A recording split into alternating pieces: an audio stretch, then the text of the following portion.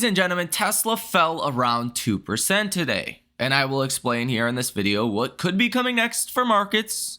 We now have Tom Lee as well as JP Morgan calling for a very strong December, where the S&P could rally about 4.5% higher from here to about 6,300, which would be about 630 on the SPY. This would likely have some pretty dramatic impacts on a stock like Tesla. Assuming all else equal, Tesla would probably go through a pretty aggressive upside rally as well. Now, first and foremost, before we get into all of that, my expectations around Tesla and much more, I do think we should acknowledge what looks like the Fed leaking a strong jobs report coming this Friday. Take a listen to what Fed Kugler just said. He says, quote, "Jobs report on Friday may well bounce back given the influence of storms and strikes on the prior report." Not too often do you get Fed officials that speculate about any one given data point. Now, we know, because Jerome Powell said, that the Fed gets important jobs reports or inflation reports or things that are influential to their next meetings days before the markets do. So this is probably to some form leaking a strong jobs report this upcoming Friday. Now, a strong jobs report is probably exactly the thing we need to send the markets higher, to get a broader based market rally, because after all, the markets right now, they're not forecasting a recession. We're not priced for a recession. And in fact, the worst thing that could possibly happen for Tesla right now would be some really recessionary bad data. That would be like the worst case scenario. A lot of people have grown to equate a strong economy with higher inflation, and rightfully so. That's kind of what we have seen over the past couple of years. But it doesn't always have to equal that. Right? Think about the last 20 years where we've had very low inflation and a very strong economy.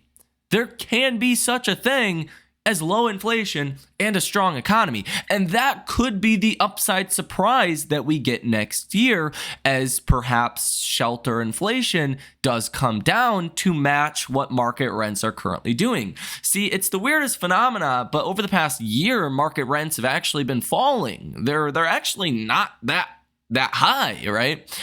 And that's a relative term. They're no longer increasing, okay, at all. They're actually negative on a year-over-year basis. But inflation, the CPI report, shows market rents are the number one biggest driving factor in CPI. There is a big disconnect between the two. And if we do start to see shelter inflation resemble what market rents have been doing, well, that's going to be great news for Tesla next year. That's going to be really good news for the Fed. It's going to allow the Fed to cut rates more than expected and preserve a very strong economy. That is potentially an upward surprise to markets coming next year. Now, if the economy is strong in this upcoming week with the data reports that we get, that will likely send stocks even higher. Now, I wouldn't imagine that would send big tech stocks higher, because if the economy is doing well, if other areas of the markets can do well and pick up, then why would you want to own big tech? They're trading at very high valuations with, not too much of a cushion, like Apple. I mean, they've grown revenue 5% in 3 years, and they're trading at 28 times next year's earnings. That to me is not attractive. But a broadening out, a broader market rally does seem very attractive and or likely to me at this point. Now, let's get into some of this economic data coming out tomorrow morning, following the better than expected JOLTS jobs openings report that we got today that smashed expectations, coming in at 7.744 million versus 7.48 million as was expected. So almost 300,000 jobs better than expected as far as JOLTS job openings. And long story short, just so we all understand this, when there's more job openings, the economy is likely doing better, right? You don't look to hire more if your business is doing poorly. Okay, so that's really the bottom line there.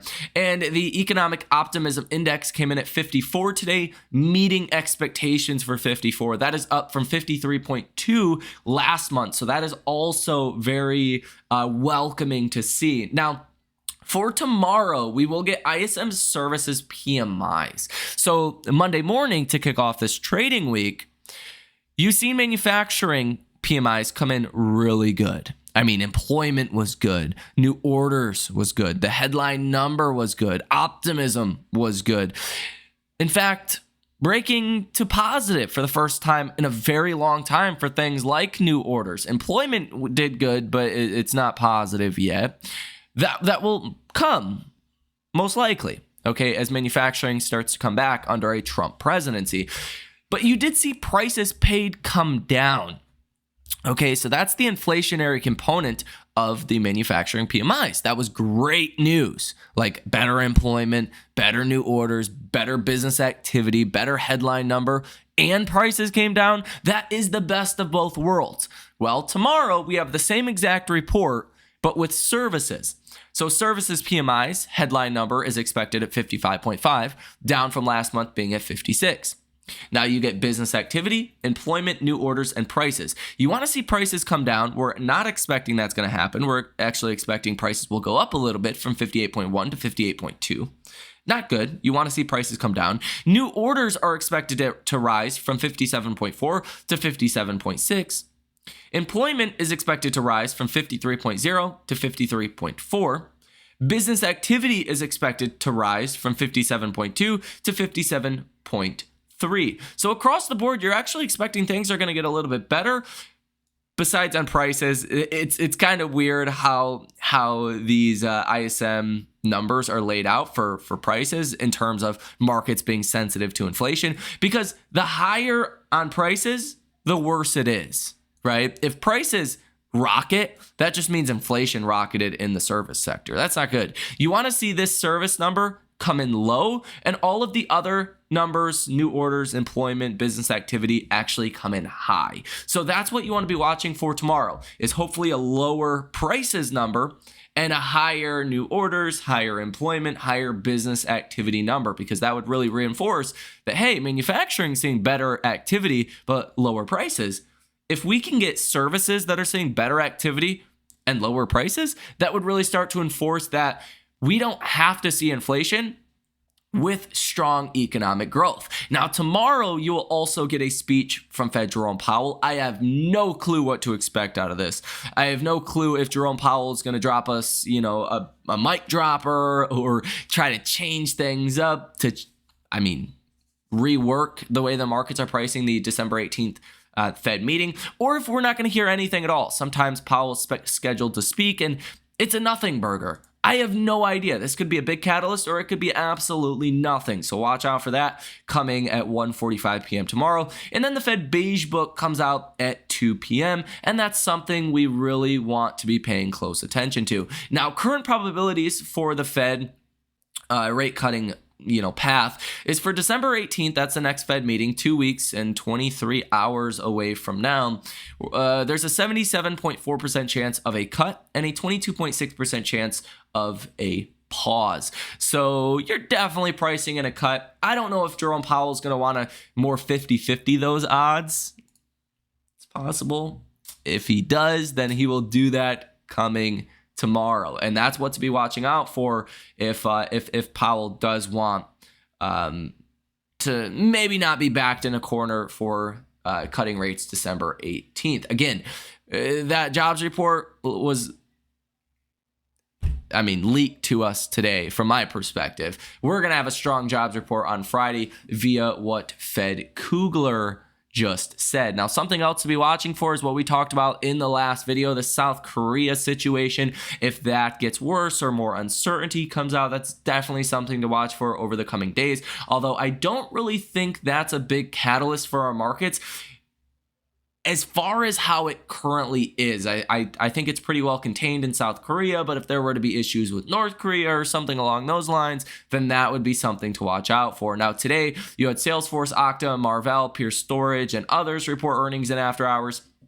Tomorrow morning, you have Chewy, Foot Locker, Dollar Tree, RBC, Campbell's, Cracker Barrel, Hormel Foods, and others. Wednesday, you have Centennial One, American Eagle Outfitters, Five Below, Synopsis, ChargePoint, and PVH. And then Thursday, pre-market, Dollar General, Build-A-Bear Workshop, BMO, and Kroger's. And then Thursday and after hours, you have Lululemon, UiPath, Ulta Beauty, DocuSign, GitLab, and Hewlett-Packard Enterprises, Samsara, Viva, and a couple of others as well. Now, what's actually interesting, Ryan Dietrich posted this on X. December has never been lower in an election year when the S&P 500 was up 10% or more at the midpoint.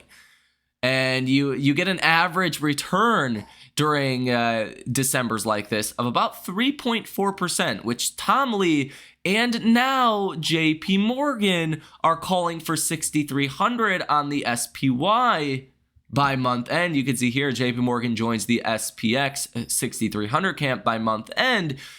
You typically, do see a strong December when you're in an election year and when the year has already been really good, which, at this point, you probably don't want to bet against the markets, at least not until Q1 2025, in my personal opinion.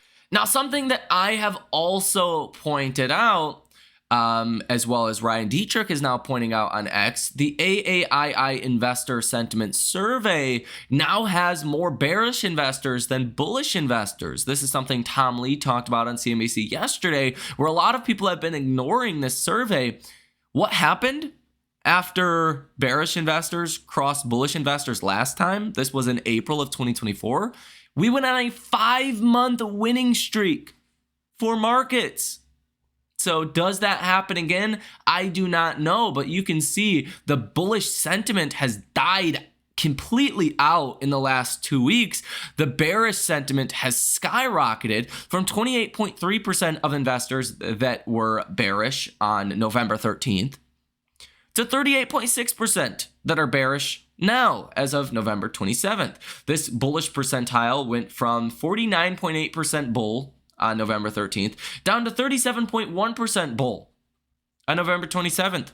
In a 2-week period, as stocks have went higher, people have been actively fighting against this market from a sentiment positioning perspective. That is absolutely wild. So markets on the S&P since November 13th are actually up over 1%, and yet bull sentiment has collapsed and bear sentiment has skyrocketed. That only happens typically when you are in a full-blown correction. And we're not. So, you know what they say, right?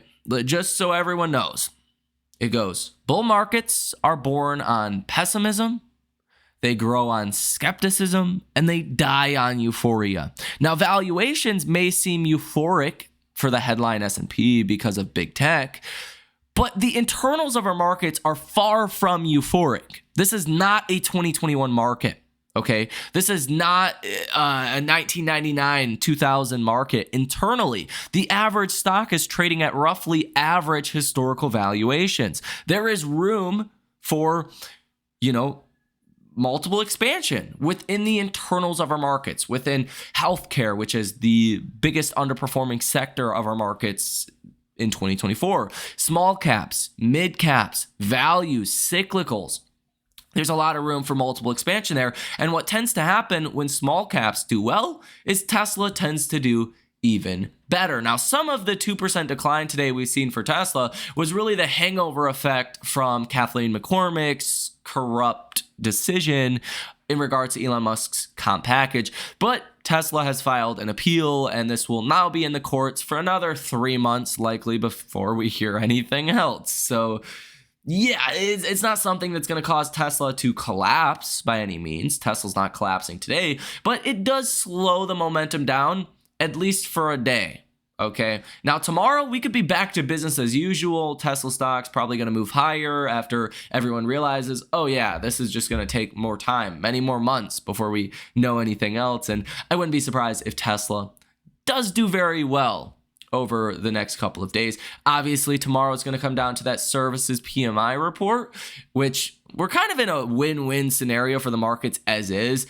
If services come in weak, that reinforces the Fed should cut rates more. That's good for small caps. That's good for Tesla. If services come in strong and there's not as much, inflationary pressures in services, which is the bull case, right? Then that reinforces small caps, reinforces Tesla because the economy's strong, and hopefully the Fed doesn't need to be as tight if services inflation starts to come down, because services is roughly 80% of the economy. So I really see tomorrow as probably a win-win across the board, unless Jerome Powell comes out around 2 p.m. and just completely crushes our hopes and dreams of a rate cut, maybe throws out the idea of raising rates again or something along those lines. That would obviously be a big problem. But as long as that does not happen, which I think is the most likely scenario, the path of least resistance for markets is certainly higher.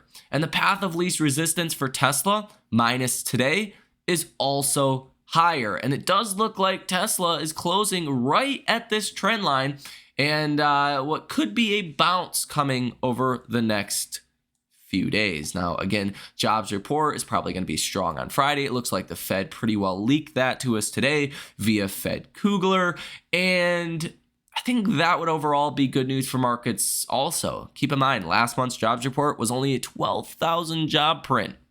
That's very recessionary. Via storms, via strikes, there was some doubt that maybe that 12,000 number was actually just because the economy is slowing down. If we do have a strong jobs report, that's going to really reinforce the bull thesis and reinforce current market valuation. Mix that potential jobs report that could be good Friday, a good services number tomorrow, maybe not a terrible speech from Powell, and you could see how the bearish sentiment out there, could start to flip to be more bullish.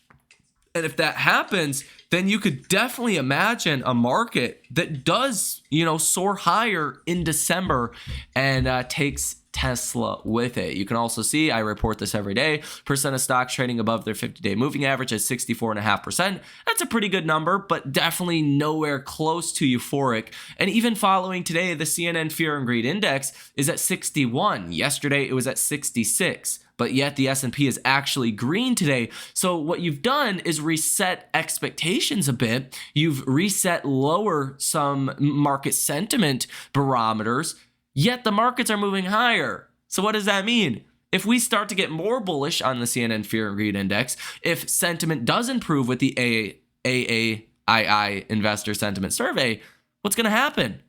You're going to see markets move higher. And I don't think you want to fade that right now. I think very much that is the base case expectation. And as long as I'm correct, I think Tesla's going to be near all-time highs by the end of December. I mean, if Tom Lee and JP Morgan are correct, you're going to see a pretty ferocious rally in the S&P. And I think you're going to see a pretty ferocious rally in Tesla as well. And I actually think it's a good sign that Elon's comp package was shot down and Tesla's only down 2%. Like Tesla could have been down 10% today. Hey, just my opinion. Let me know what you guys think about this information down below in the comment section. Have a fantastic rest of your day, and I will see you in the next one.